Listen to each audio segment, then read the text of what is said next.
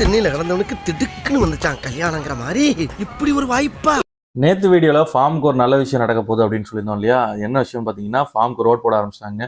Road போடுறதெல்லாம் விஷயமா அப்படின்னு நினச்சிங்கன்னா, நம்ம அடிக்கிற லோடு அப்படி கிட்டத்தட்ட பஜாஜ் சிடி 110 நான் வச்சுருக்கிறேன்.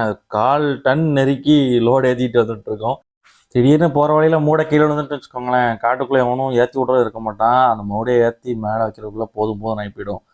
இனிமேல் அந்த மாதிரி சிக்கல்லாம் இருக்க போகிறதில்ல. முக்கியமாக மழை காலத்துலேயும் வண்டி பதியவும் செய்யாது. ஜம்முன்னு ஃபார்ம் பக்கத்து வரைக்கும் வண்டி கொண்டு வந்துடலாம்.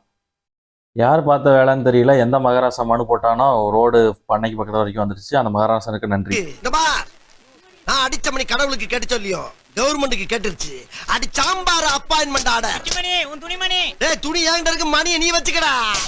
ஒன்னு சொல்றேன், யாராவது என்னை கான்டாக்ட் பண்றா இருந்தா www.pitchu.com மெயில் அனுப்புங்க. எனக்கு இப்ப ரயிலுக்கு நேரம் ஆகி போச்சு.